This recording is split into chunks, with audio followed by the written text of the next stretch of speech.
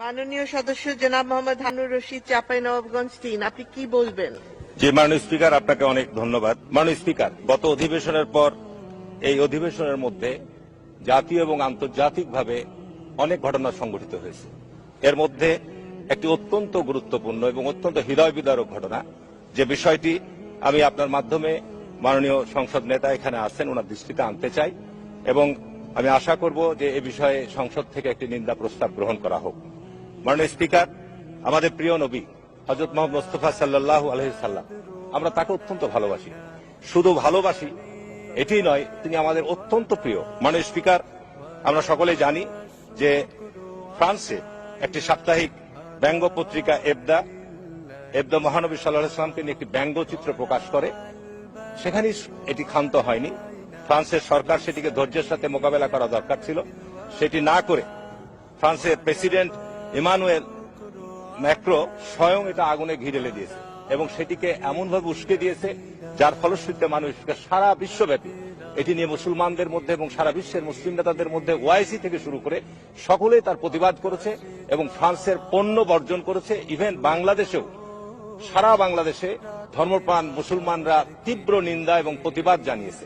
মাননীয় স্পিকার, আমি যেহেতু এই বিষয়টি অত্যন্ত আবেগপ্রবণ, একটু অত্যন্ত আমাদের হৃদয়ে চরমভাবে এটা আঘাত করেছে, আমি যে কারণে অনুরোধ করব মাননীয় প্রধানমন্ত্রীকে, সারা পৃথিবীর মধ্যে সর্বশ্রেষ্ঠ যেটি ভাষণ হযরত মুহাম্মদ সাল্লাল্লাহু আলাইহি সাল্লাম যেটি বিদায় হজের ভাষণ যেটাকে বলা হয়, উনি বলে গেছেন মানুষে মানুষে কোনো ভেদাভেদ নেই, আরবের উপর অনারবের উপর কোনো আরবের শ্রেষ্ঠত্ব নেই, সাদার উপর কালোর কিংবা কালোর উপর সাদার কোনো শ্রেষ্ঠত্ব নেই।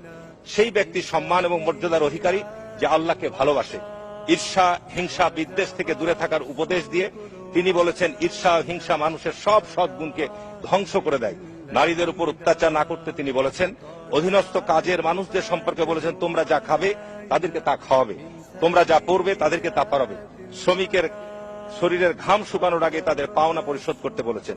বংশগত শ্রেষ্ঠত্ব এবং কৌলিন্য প্রথা বিলুপ্ত করে তিনি বলেছেন কুলীন বা শ্রেষ্ঠ সেই যে বিশ্বাসী এবং মানুষের উপকার করে। ধর্ম নিয়ে বাড়াবাড়ি করতে নিষেধ করেছেন।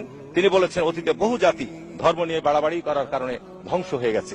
মাননীয় স্পিকার, আমি মহান রাব্বুল আলামিন নিঃসন্দেহে শুধু শ্রেষ্ঠ মানবই নয়, নবী কুলের আদম আলাইহিস সালাম থেকে শুরু করে যত নবী পৃথিবীতে আগমন করছে তাদের মধ্যেও উনি সর্বশ্রেষ্ঠ, এবং যে কারণে ওনাকে বলা হয় নবী কুলের শিরোমণি।